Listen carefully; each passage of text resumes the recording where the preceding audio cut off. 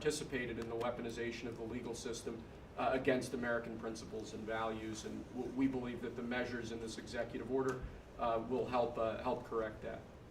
And Andrew Weissman is the main culprit? He's certainly... With respect to this firm? He is one of a number of reasons that we believe this executive order is warranted. He's a bad guy.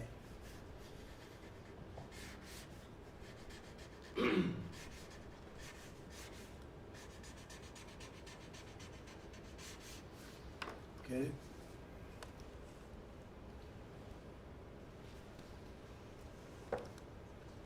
Next, sir, we have an executive order for your attention relating actually to government payments.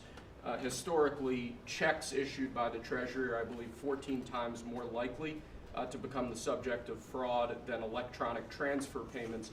This is an executive order that's going to push the Treasury Department to modernize its payment system to ensure that where possible they're using electronic methods of payment as opposed to paper checks in order to reduce waste, fraud, and abuse in the government, which is obviously an endeavor that we've been pursuing in numerous aspects of government under your leadership. It's basically modernization of equipment and methods, and it's something that really I think he's going to be a great Secretary of the Treasury wanted, Scott, and so we're doing this, and we have other modernization programs going on. We could let somebody else, whoever's next, whoever that may be, do it, but it's something that should have been done 25, 30 years ago.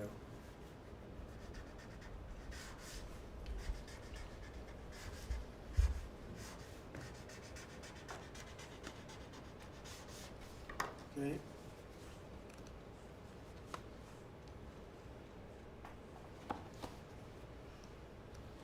Along similar lines, sir, this is an executive order. We're calling it Protecting America's Bank Account. The basic idea here is that instead of having lots of different departments and agencies and offices issuing payment, often without justification, often without any provided rationale, we're going to be centraling payment processes where possible in the Department of the Treasury and ensuring that measures are taken in Treasury against waste, fraud, and abuse to ensure that money that's leaving the public Treasury is as protected as it possibly can be. All right, good.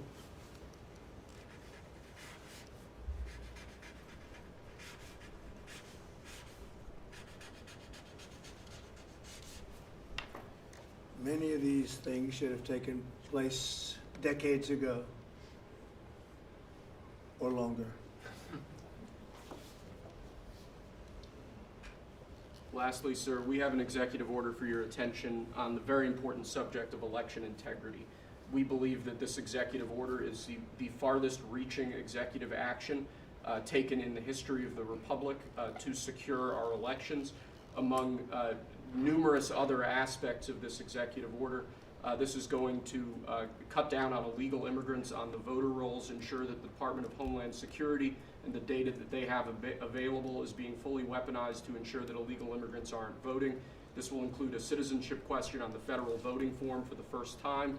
This executive order instructs the EAC to cut federal funding to states that don't take reasonable steps to secure their election.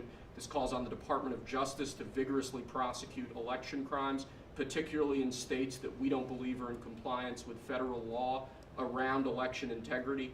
I could go on and on for a while, sir, but compliance with national election day rules, cracking down and investigating and prosecuting foreign interference in our elections, revoking President Biden's Executive Order 14019, which essentially weaponized government to corrupt and pollute our election process. There's a lot in here, but we believe that these are very important steps that we need to be taking as an administration at your direction to ensure that our elections are as secure as they possibly can be. Okay, you all understand that? Yes.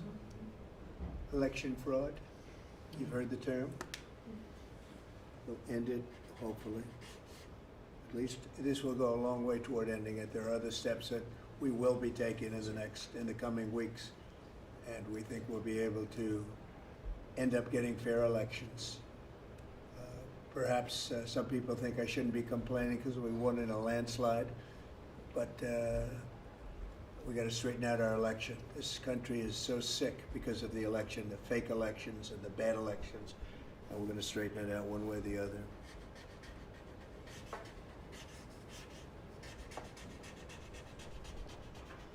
and it's an honor to sign this one. To sign all of them, but to sign this one is a great honor.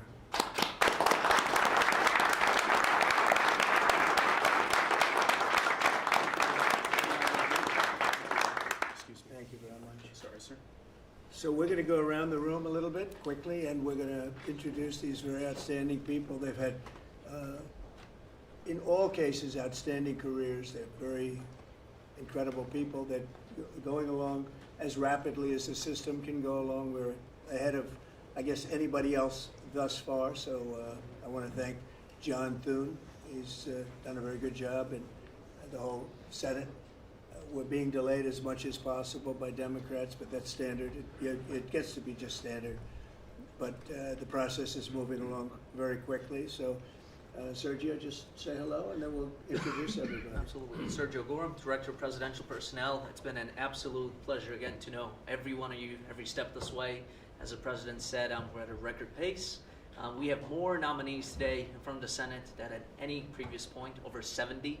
And that's a record in 2 months. And we're proud of that. And we're determined to ensure the world has America First patriots in all of our posts.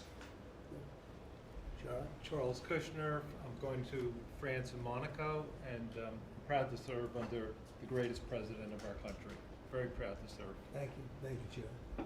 James Blair, honored to work here in the White House as Deputy Chief of Staff. And Mr. President, I think that all of these successful people would want to go serve the United States under your leadership as a testament to your vision and leadership. Thank you, James. I'm David Perdue. I'm going to the People's Republic of China. It's my honor to represent President Trump, people of America, represent our interests and values in China. I'm Leah Campos. I'm going to represent the President in the Dominican Republic. Mr. President, thank you for the honor to serve you in the Dominican Republic. Thank you. Thank you. Mike Waltz, National Security Advisor. Look forward to working with every one of you on behalf of the President, his leadership, and the American Thanks, people. John Arrigo. I am going to the Republic of Portugal, and I'm very excited to do so and serve on what I consider one of my closest friends and one of the best presidents this country has ever had. Thank you. Kevin Cabrera, nominated to be Ambassador to Panama. It truly is an honor, President, to be part of your administration. Thank you. Tom Barrett, nominee to the Republic of Turkey. Delighted and honored to be with you, Mr. President, in that host country, which is one of the most ancient in civilization, is in search for your peace, prosperity, and security program. Good place. Mr. President. Good leader, too. Yeah, Mr. President, thank you. It's an honor. I'm Pete Hookster, you know that. Yeah. But I am going to Canada. Oh. I look forward to serving you in Canada and your agenda. And you're doing a great job. Thanks, Pete. Juan Johnson, sir, thank you for the nomination to represent you and the United States to the United Mexican States. And I'm really encouraged by some of the conversations you've had with President Sheinbaum recently, and to the increase in support that we've seen out of her government along our border on the important issues. So thank you, sir. They have stepped it up a lot, Yes, sir. Mexico and Canada, so see how it works, right? Yes, sir. Thanks. Matt Whitaker from Des Moines, Iowa. I'm proud to, as soon as I'm confirmed, go represent you at the North Atlantic Treaty Organization. Okay, thank you, man. George Glass, on my way to Japan. Previous administration, I served for you in Portugal. It is a great honor to be able to do this the second time. Thank you very for much. the opportunity. Thank you, George. President Trump, my name is Ken Howry. I'm your nominee to be Ambassador to the Kingdom of Denmark, a very close partner and ally. I served for you last time for the Kingdom of Sweden. I want to thank you for the faith you've placed in me as your nominee to Denmark. Thank you. Thank you very much. President Trump, thank you for the honor of a lifetime. My name is Stacy Feinberg, and hopefully I'll have the honor of serving in Luxembourg. And I think this is the greatest presidency and the greatest time in history, and it's all because of you. Thank you very much. Nicole McGraw, nominated to serve in Croatia, and it's such an honor to be here with you today and to serve you and the American people. Thank you. Thank you very much. President Trump, thank you very much for your nomination to the Republic of Chile. And let me tell you, Border Patrol agents are so thankful for everything that you've done for them. But That man knows more about the border than anybody, I want to tell you. Thank you. President's a great honor. Thank you very Thanks. much. Good Good luck. afternoon, Mr. President. Brian Birch. If I'm confirmed, I'll be representing you at the Holy See. And Catholics are very proud of your work. Your team is doing an excellent job, so thank you. Very honored to serve. Thank you very much. Mr. President, thank you again for the honor, the greatest privilege. My name is Summers Farkas. I will serve this great man at the Republic of Malta. Thank you, sir. Thank you, Mr. President. Joe Popolo from Dallas, Texas. Very proud to serve you at the Kingdom of the Netherlands, the very first country to recognize the United States 250 years ago. Thank you. Thank you. Mr. President, if I'm confirmed, I will be representing you in the state of Israel. It will be an extraordinary honor, and you've done more for Israel than any president in any time of its history, and we are grateful. And I'm hoping I'll get to be there by Passover. Thank you, Mike. And Mike is an outstanding guy. They all are. Mike, I think he's going to do wonders for Israel. He actually probably gets along with both sides, and that'll be interesting to see. But the world is watching you, Mike, so good luck. Thank you, President. Good luck. You're going to do well. Thank you very much. Mr. President, thank you for this great honor to serve the Republic of Italy and San Marino. I'm so looking forward to going over there and working with that great ally, and for the pleasure to serve you. Your staff has been great working with us and have done a great job, and we really appreciate them. Thank you, sir, for pushing this along. Have a good time. A really good time.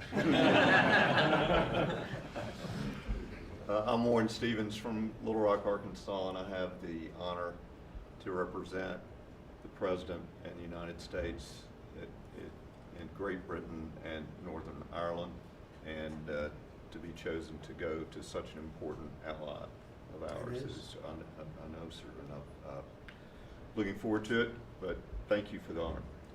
You're going to do fantastically. These are tremendously successful people, and you two guys, and then you add on Mike. I think they have a little more money than Mike, but he's got some other advantages. He's got some other, like upstairs, he's got some big advantages. Yeah, he does. It's very exciting. It's really exciting to have all of you. Would you have any questions, media, for the people that you just saw? So outstanding, and I thought it would be nice to bring them before you. And so if you have any questions, please. I wanted to ask you about the talks in Saudi Arabia. It sounds like you made some progress on the Black Sea ceasefire. Yeah. Could you update us on that? What happens now? So we've made a lot of progress on two fronts, on both sections that we call them sections, but they're much more than that. Russia, Ukraine, and also the Middle East. And we'll see what happens. We're in deep discussions with Russia and Ukraine. And I would say it's going well, but it's a situation we should have never had to even think about. Should have never happened. And on the Middle East, that's been going on for a lot of years, centuries and centuries. It just keeps going, and we are making a lot of progress. So that's all I can report. But some very, very big talks are going, and detailed talks are going on right now on both fronts. Mr. President, you said that your national security advisor learned a lesson after a Wait a reporter. minute, excuse me, I didn't pick you. Go ahead, please. Mr. President, the ceasefire agreement that was broken today allows for third-party countries to help implement the agreement. What does that look like, and who's going to be involved? The ceasefire agreement? Yes, the maritime ceasefire agreement between Russia and Ukraine. Well, they're going to get together. Look, it's they agreed to something, and it got broken. There's tremendous animosity. There's a lot of hatred, as you can probably tell, and it allows for people to get together, mediate it, arbitrate it, and see if we can get it stopped, and I think it will. That'll get stopped. What countries are you looking to work with, sir, to help implement and monitor that ceasefire? We have other countries involved, and they're involved very strongly in the process, and that'll be resolved. That's actually, as bad as it is, that's the least of the problems. So we'll get that resolved, and we are being aided by other countries too. Yes, please. Yes. Brian? Tomorrow, the subcommittee on DOGE is going to review funding for NPR and PBS. Now, every Republican president has always promised to take away this money that's going to these two public news outlets. If they're successful, I know Senator Kennedy has backed it, Marjorie Taylor Greene in Congress has backed it. Would you be interested in defunding and taking away taxpayer dollars to NPR and PBS? Well, I would love to do that. I think it's very unfair. It's been very biased for the whole group. I mean, a whole group of them. And frankly, there's plenty. Look at all the media you have right now. There's plenty of coverage. I was from a different age, and they spend more money than any other network of its type ever conceived. So the kind of money that's being wasted, and it's a very biased view, you know that better than anybody, and I'd be honored to see it end. We're well covered. Look at all the people that we have here today. We're well covered, and we don't need it, and it's a waste of money. Especially, I don't even know what Doge's recommendation is. I assume their recommendation is to close them up. Well, after they hear all the testimony, I think they're gonna make a decision relatively sooner than later. Yeah. But we'll see what that turns Yeah, out. I can't imagine that they wouldn't, because they have found so much waste, fraud, and abuse, hundreds of billions of dollars, and just waste, fraud, abuse. You heard yesterday some of the new things that were found. 22 billion just in environment, billion. You know, if you had 22 million, Warren, it would be nice, but 22 billion put into environmental accounts. One was 2 billion into one account, Stacey Abrams, where they had $100 in the account. And just before I came in, they put $2 billion. And you guys are looking, so you mean 2 million or maybe 200,000? No, $2 billion were put in the account. What do you think of that, Mike? Do you think that's a straight deal, 2 billion? Just write me the check, Mr. President. I'll take it with me to Israel. It's it's a horrible thing, and we have so many of those things. So they've done an incredible job, and the country wants to hear it. I think Doge is actually very popular because of what's happening. They're hearing about all of these scams and for big money, tremendous amount. And when you add it up, just hundreds of billions of dollars being wasted, and much of it's fraud. You know, we talk about waste.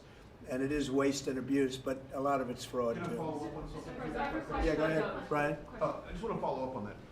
If Planned Parenthood is defunded, would you look into the harvesting of baby organs that they've done throughout the years and maybe go after some criminal prosecution on that? Well, I think you're talking about a subject that is a heated subject, and we'll look into it. We're going to look into everything, but that's certainly a subject that's been debated for a long time, and we will look into it, yeah. Mr. President, Some senators have expressed hope that the White House will support a rescission package to codify some of the Doge cuts into law. Where does the White House stand on that? And are you making progress? Which on that? package? A rescission package to codify some of the Doge cuts into law. You know what, it would be great. I think we're going to do that. I think they're going to do it. I think we're also going to be codifying a lot of the executive orders that we've done, which have been very popular.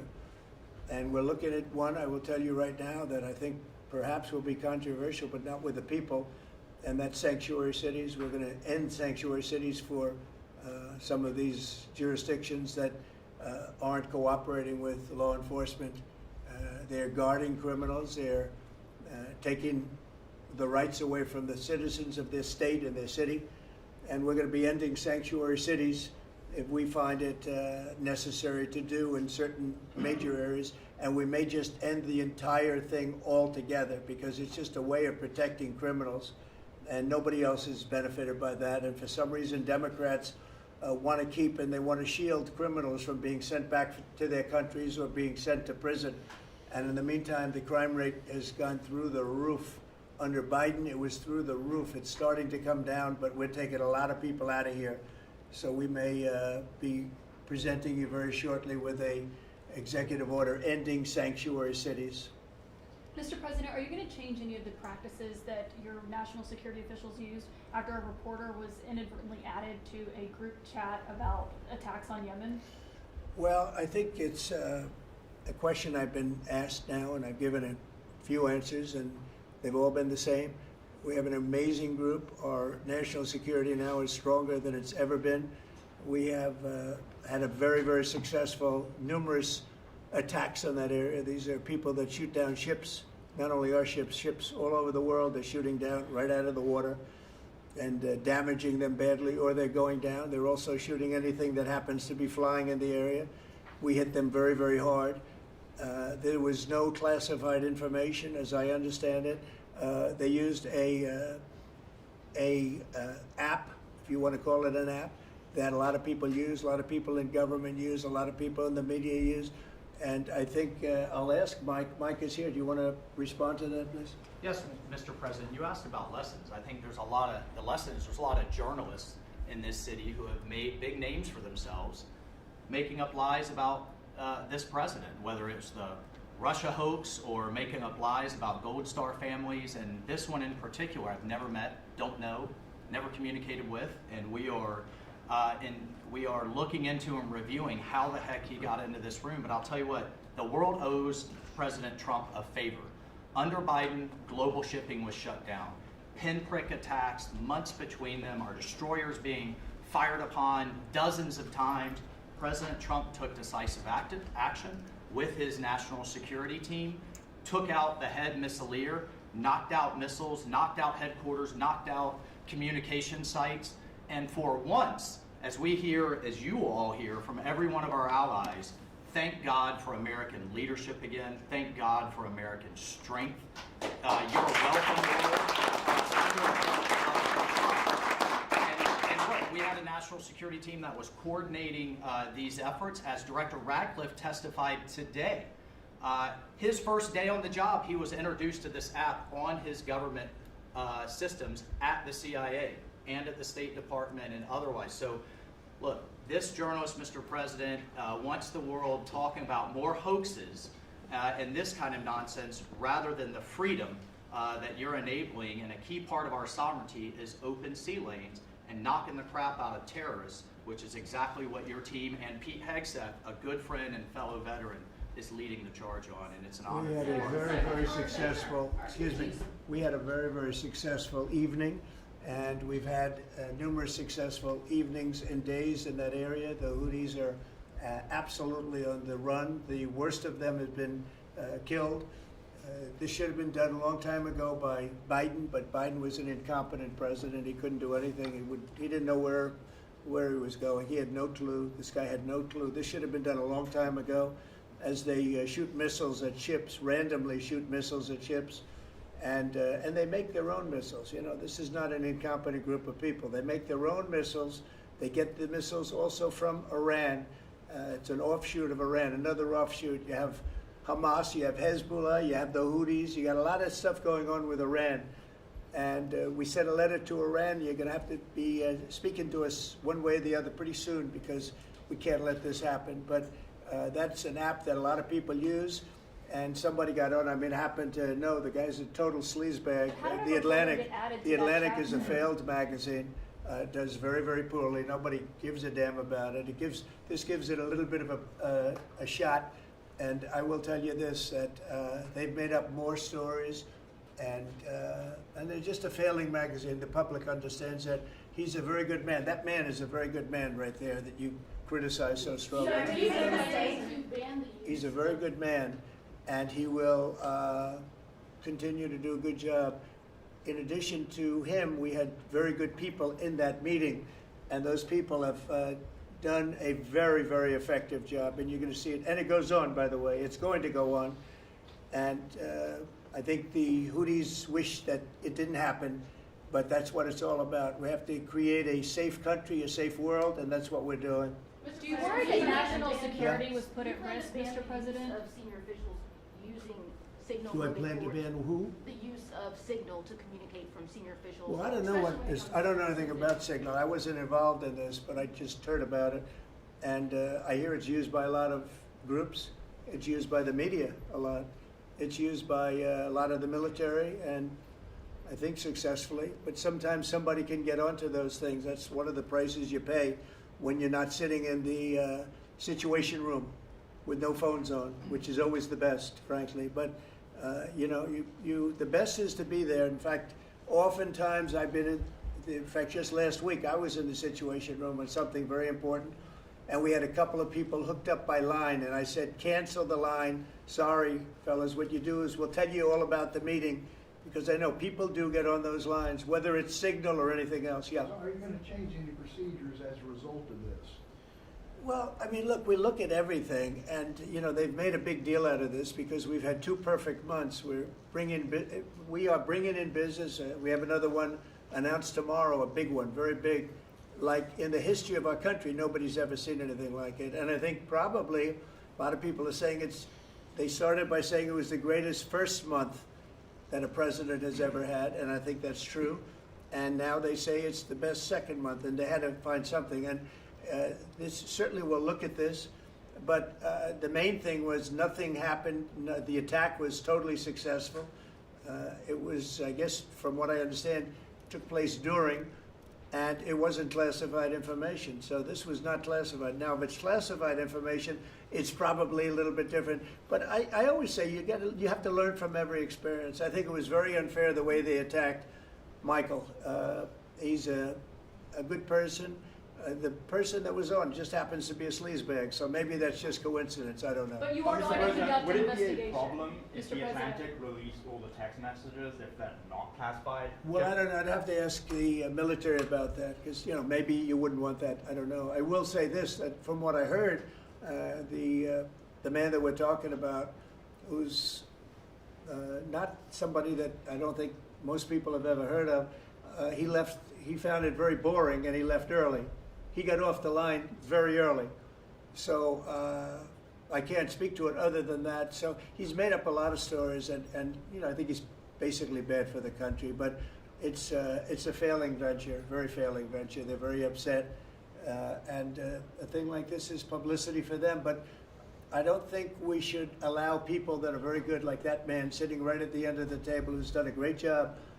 We shouldn't allow them to be hurt by it. Mr. President, can I follow up on that? Yeah, go ahead. Are you saying you're okay with the continued use of Signal by administration officials? No, that's not what I said. I said we'll look into it, but everybody else seems to be using it. It seems to be the #1 used device or app, whatever you want to call it, and we will certainly look. If it was up to me, everybody would be sitting in a room together.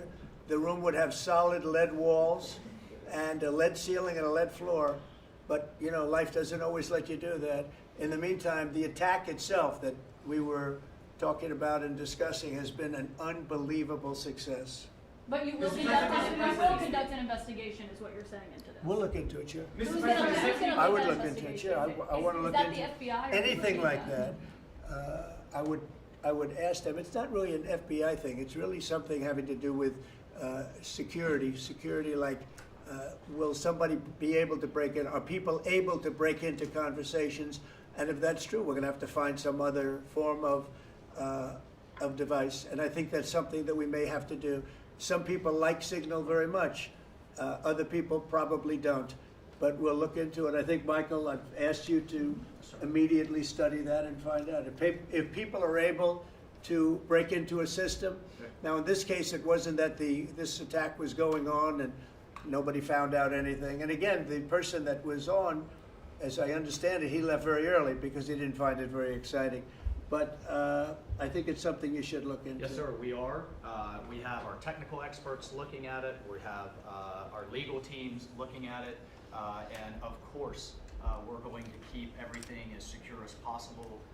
No one in your national security team would ever put anyone in danger. And as you've said, and we've repeatedly said, the attack was phenomenal and it's ongoing. But the media wants to talk about everything else except for the hostages you're getting out of the Middle East, Iran on its back foot, sea lanes getting reopened, peace in Europe. As we just saw today with the Black Sea ceasefire, we were just on with Steve Witkoff, myself, our team in Saudi Arabia. They want to talk about all this other stuff except for your amazing successes and the successes of your team. One of the other things, and sometimes you have to move very quickly, and there are other devices that are very good, but they are very, very cumbersome, and you're not able to use them and from a practical standpoint. So all we can do is find out the best we have with modern technology. They'll probably get better over the years. Yeah, go ahead. Sir, on the Black Sea, so the Kremlin has said that there are several conditions that would need to be met for this agreement to happen. This includes sanction relief for banks and some companies. Did the U.S. agree to all of those conditions that they laid out? They will be looking at them, and we're thinking about all of them right now. There are about 5 or 6 conditions. We're looking at all of them. Mr. said that it's looking into how a journalist got added to that Signal chat. Is it possible that there could be a firing of even a lower mid-level official once that person is identified? About what? About the Signal chat that we've been discussing. We've pretty much looked into it. It's pretty simple, to be honest. It's not. It's just something that can happen. It can happen. You can even prepare for it. It can happen. Sometimes people are hooked in and you don't know they're hooked in. They're hooked into your line and they don't even mean bad by it. but it's not a perfect technology. There is no perfect technology. The really good ones are very cumbersome, very hard to access. And I think we're going to look at, we always want to use the best technology. This was the best technology for the moment.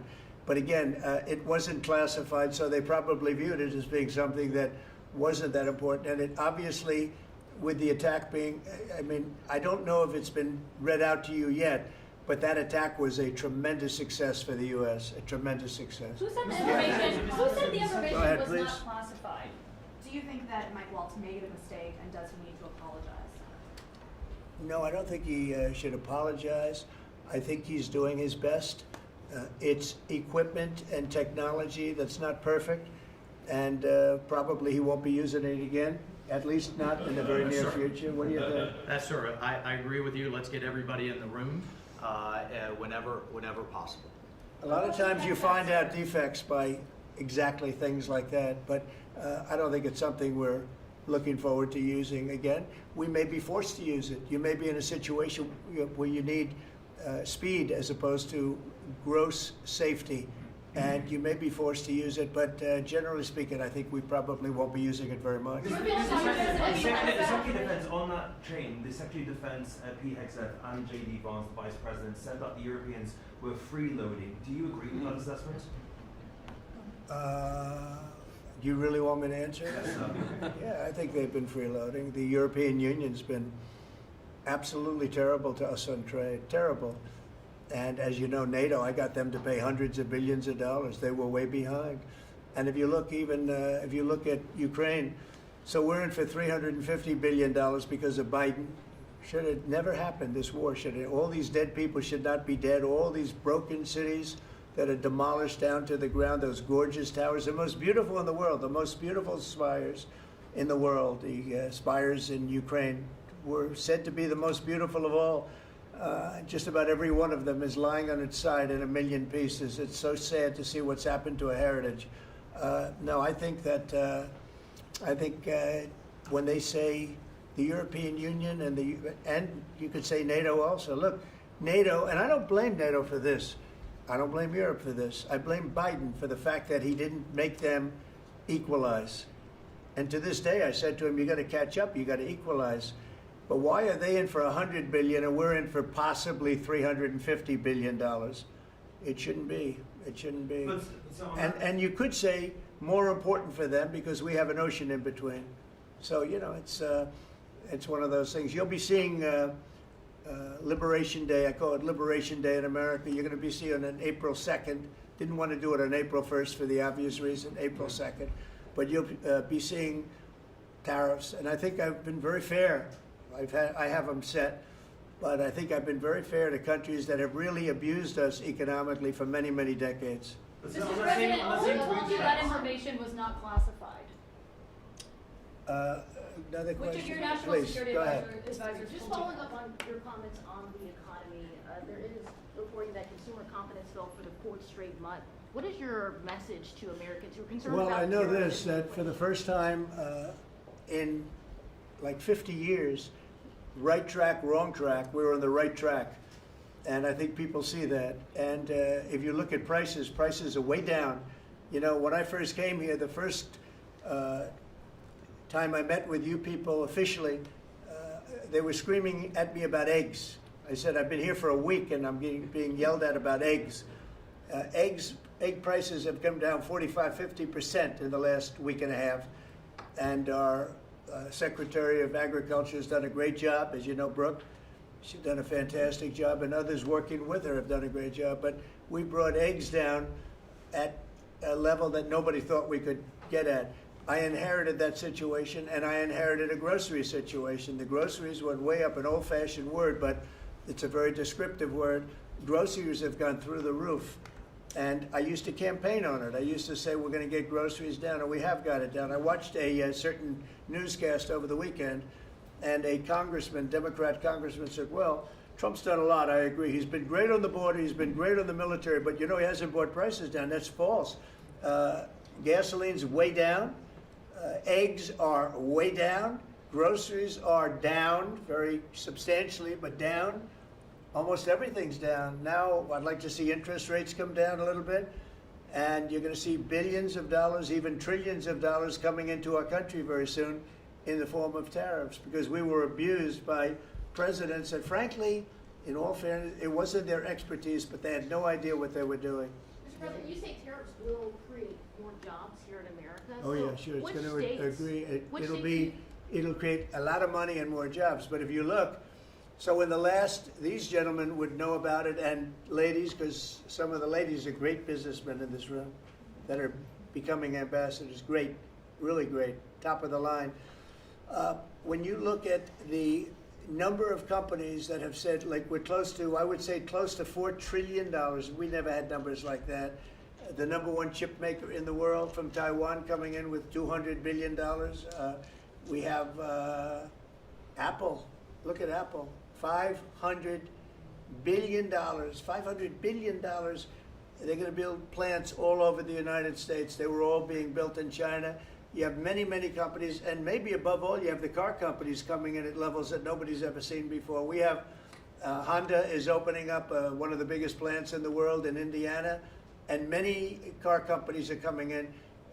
We have AI. We're leading China by a lot in AI, and we're going to keep it that way because we've made it very good for them, and we're going to protect them. Once they're here, we'll protect them through taxes, through incentives, and also through tariffs. Thank you very much, everybody. Thank you very much. Thank you.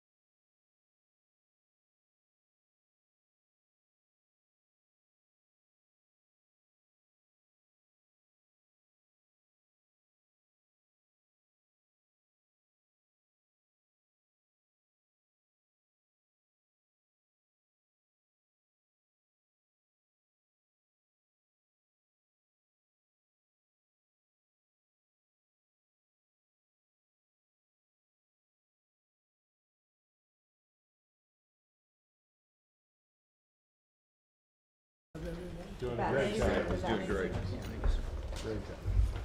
It's been incredible getting to know this class. This is your first class, 20 of them, and it reflects priorities.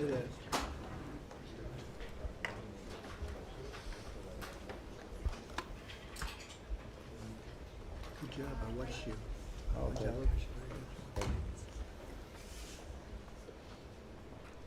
How are you? Well, thank you very much. We're gonna have a little session today on the ambassadors. It's a group of people that were selected. They're doing very well. They're very far along in the process. And they're gonna each introduce themselves and talk about the country that they're going to. They might say a little bit about themselves also, because people are very interested in that. We're also going to sign right now some executive orders, and Will, if you would come forward? Yes, sir. I'll start thinking about signing them, right? A few things for you today, sir. First, we have a pardon for Devin Archer. Devin Archer was a former business partner of the Biden family. He's was prosecuted relating to a fraud investigation, but notably, the tone and tenor of that prosecution changed dramatically after he began to cooperate with congressional investigators and serve as a witness against Hunter Biden and the Biden family. We believe that was an injustice, and therefore we're asking you to pardon him. And many people have asked me to do this. I think he was treated very unfairly. And I looked at the records, studied the records, and he was a victim of a crime, as far as I'm concerned. So we're going to undo that.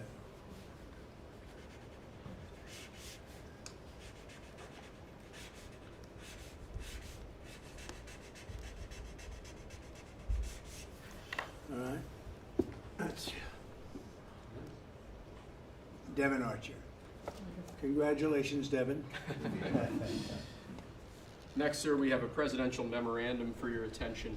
This memorandum requires the immediate declassification of all FBI files relating to the Crossfire Hurricane investigation. This was obviously one of the instances of the weaponization of law enforcement powers of prosecution against you and others. We believe that it's long past time for the American people to have a full and complete understanding of what exactly is in those files. Which gives the media the right to go in and check it. You probably won't bother because you're not going to like what you see. But this was total weaponization. It's a disgrace. Should never happen in this country. But now you'll be able to see for yourselves, all declassified. Is that correct? Would you Yes, sir. say? All declassified? Yes, sir. Everything? The FBI file with there's a classified annex, but other than that, we'll put everything in the public eye.